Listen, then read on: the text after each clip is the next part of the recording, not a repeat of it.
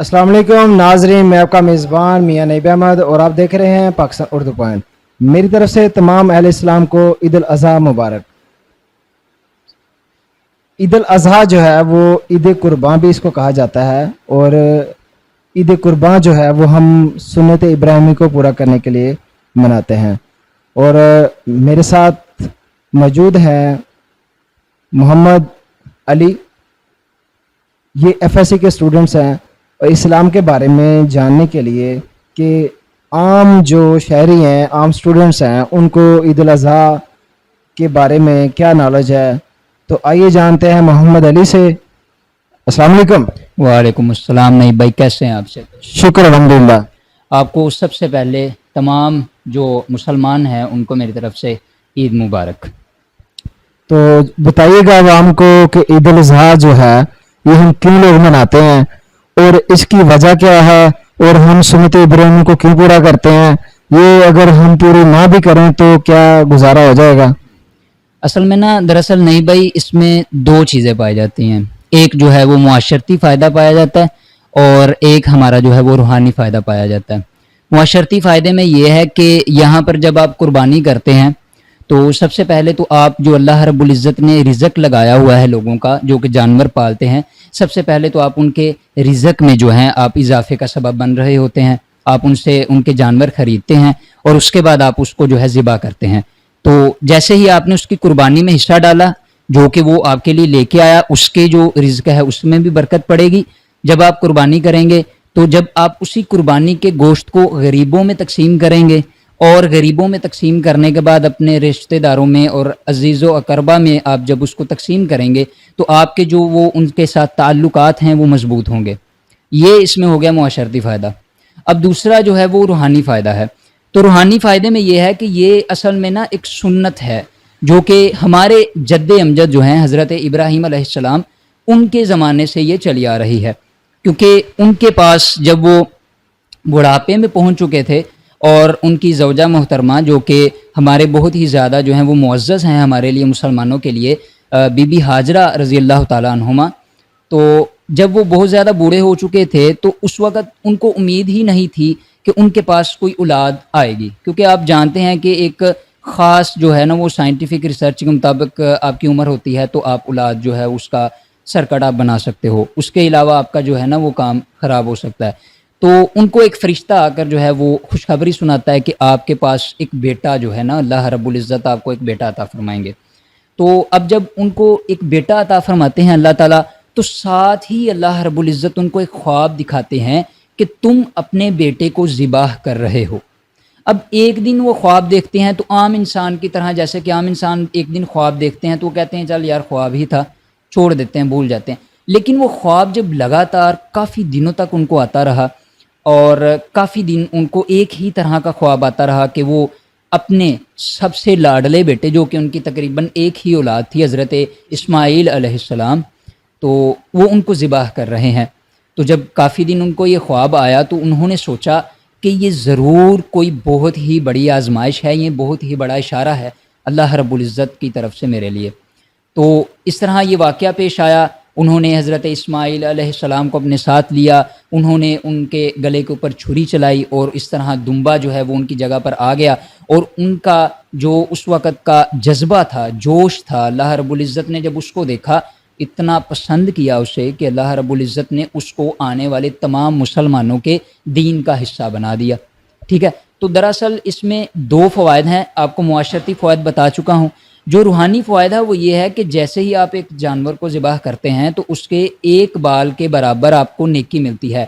मतलब अगर करोड़ों बाल हैं, आप देखते हैं बाल की बहुत ही ज़्यादा तादाद होती है एक जानवर के जिस्म पर, तो आपको करोड़ों नेकियां मिलती हैं सिर्फ एक जानवर को ज़िबाह करने पर। तो इसी तरह आपको रूहानी फ़ायदा भी मिल रहा है और मुआशरती फ़ायदा भी मिल रहा है। और जैसे ही आप जानवर को कुर्बान कर देते हो, आप वो सुन्नत पूरी कर रहे हो जो हज़रत इब्राहीम अलैहिस्सलाम के ज़माने से थी, और हज़ूर पाक सल्लल्लाहु अलैहि वसल्लम ने इसे बहुत ही ज़्यादा पसंद फरमाया था।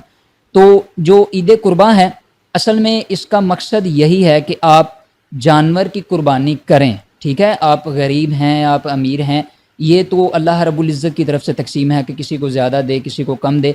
तो आप कोशिश करें कि आप कुर्बानी करें और उसमें दीन के मुताबिक حق حلال جو حصہ بنتا ہے رشتہ داروں کا، جو کہ باہر سے غریب غربا جو آپ سے گوشت کو لینے کے لیے آتے ہیں، ان کو بھی دیں اور اپنے عزیز اور قربا کو بھی دیں. اس طرح آپ کو معاشرتی فائدے بھی حاصل ہوں گے اور آپ کو روحانی بھی، کیونکہ دراصل جو اسلام ہے وہ صرف اور صرف عیسائی مذہب کی طرح روحانیت کو پھیلانے نہیں آیا. کیونکہ عیسائیوں میں یہ تھا کہ وہ جاتے تھے غار میں بیٹھ جاتے تھے اور صدیوں تک چلا کاٹتے تھے. تو اس طرح اللہ رب العزت نے جب اسلام کو پسند کیا اپنے انسانوں کے لیے، تو انہوں نے ہر ایک چیز کو اپنے نظر میں رکھ کے اسلام کو بنایا. یعنی کہ جو یہودی ہیں وہ صرف اپنے بازو دھوتے ہیں وضو کرنے کے لیے، لیکن ہمیں وہ بازو کے ساتھ ساتھ منہ دھونے کا بھی، ٹھیک ہے، مسح کرنے کا بھی، اور بھی جو 4-5 چیزیں جو پچھلی نسلوں میں موجود تھی وہ ساری ہمیں دے دی گئیں، کیونکہ ہم آخری امت ہیں. ہم پر دین ختم ہو چکا ہے، ہم پر دین مکمل ہو چکا ہے. تو اسلام دراصل جو ہے وہ معاشرے میں فروغ دیتا ہے، معاشرے کو کہتا ہے کہ معاشرے کو ساتھ لے کر چلو.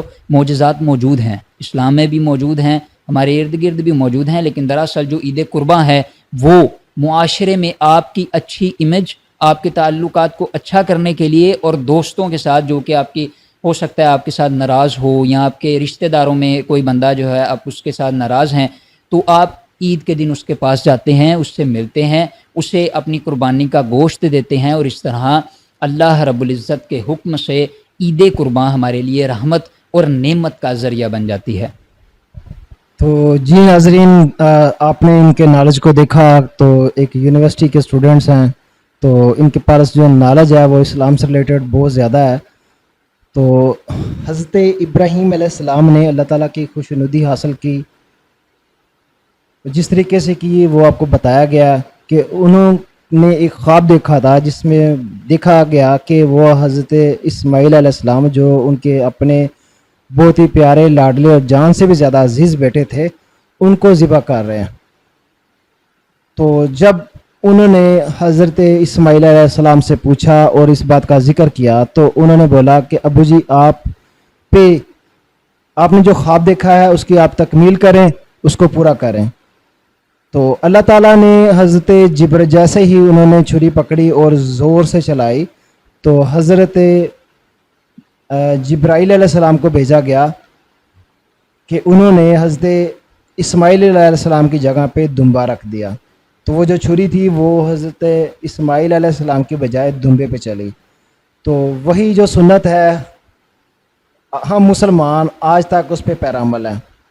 تو دوسری بات یہ کہ جو گوشت ہم تقسیم کرتے ہیں اس کی تقسیم کو درست کیا جائے. اگر ہم اس کی تقسیم غلط کریں گے تو ہماری جو قربانی ہے وہ ریگن ہو جائے گی. ہمارے جو لگائے ہوئے پیسے ہیں، ہماری کی ہوئی جو محنت ہے، اس کا ہمیں اجر قیامت میں نہیں ملے گا. جیسا گوشت آپ خود کھانا پسند کرتے ہو ویسے ہی گوشت اپنے رشتہ داروں میں، غربا میں، یتیموں میں، مسکینوں میں، بیوہ عورتوں میں تقسیم کریں. اس گوشت کے 3 حصے کریں. ایک حصہ اپنے لیے، دوسرا حصہ اپنے رشتہ داروں کے لیے جو غریب ہیں، جو سارا سال جو ہے گوشت کو ترستے ہیں، وہ مارکیٹ سے اتنا مہنگا گوشت لے کر نہیں کھا سکتے. دوسرا حصہ ان کے لیے، اور تیسرا حصہ ان یتیم بیوہ عورتوں اور مسکینوں کے لیے ہے کہ جو اتنی توفیق نہیں رکھتے، ان کے پاس اتنی استطاعت نہیں ہوتی کہ وہ قربانی کر سکیں یا مارکیٹ سے گوشت خرید کر کھا سکیں. تو خدا را اللہ تعالیٰ نے بھی فرمایا ہے کہ میں حقوق العباد جو ہے وہ بالکل معاف نہیں کروں گا. جو حقوق اللہ ہے ان کی بخشش کے کچھ چانس ہیں کہ اللہ تعالیٰ ہو سکتا ہے کہ آپ کی غلطیوں کو جو ہے وہ معاف کر دے، لیکن یہ جو گوشت کی تقسیم ہے نا، یہ بھی حقوق العباد میں آتی ہے. کیونکہ جو آپ اپنے لیے پسند کر رہے ہو، جیسا گوشت آپ اپنے لیے پسند کر رہے ہو ویسا ہی گوشت اپنے رشتہ داروں کو دو، ویسا ہی گوشت ان غریب یتیموں مساکین کو دو جو آپ کے دروازے پہ بیٹھے ہوئے ہیں. جو آپ کے دروازے پہ آ گئے ہیں جولی پھیلا کر، شاپر لے کر، ہاتھ پھیلا کر، اگر وہ اتنی استطاعت رکھتے ہوتے تو آپ کے در پہ نہیں آتے. جو اللہ تعالیٰ نے آپ کو دیا ہے وہ ان کے صدقے کا دیا ہے، آپ اپنی طرف سے ان کو کچھ نہیں دے رہے. اگر اللہ تعالیٰ آپ کو عطا نہ کرتا تو آپ ان کو کبھی بھی نہ دے پاتے. تو خدا را میری ریکویسٹ ہے ان تمام مسلمان بھائیوں سے کہ اپنی قربانی کو رائے گاہ ہونے سے بچائیں. تو ان سے جانتے ہیں کہ اکثر انہوں نے دیکھا ہوگا کہ باہر مانگنے والوں کی تعداد زیادہ ہوتی ہے اور قربانی کا گوشت جو ہے جو تقسیم غربا کے لیے کی جاتی ہے وہ ختم ہو جاتا ہے. اگر آپ کے پاس استطاعت ہے کہ آپ اور قربانی کر کے اپنے لیے گوشت لے سکتے ہیں تو ان کے لیے کیا حکم ہے؟ جی بتائیے گا. دراصل اس میں جو ہے نا نہیں بھائی، اس میں 2 سے 3 چیزوں کا آپ کو جو ہے نا خیال رکھنا پڑ سکتا ہے.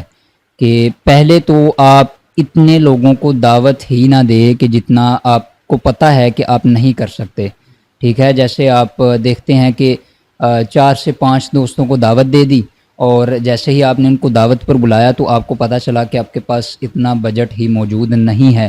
تو اس میں آپ کو 2 سے 3 کام یہ کرنے پڑتے ہیں کہ سب سے پہلے تو آپ نے دیکھنا ہے کہ اگر آپ کے رشتہ دار جو کہ پہلے آتے ہیں حقوق العباد میں، اگر ان کو آپ نے تقسیم کر دیا ہے اچھے طریقے سے، اور آپ جو باہر غربا وغیرہ ہیں ان کو تقسیم نہیں بھی کر پائے، تو آپ اس کے حصے کا صدقہ بھی کر سکتے ہیں.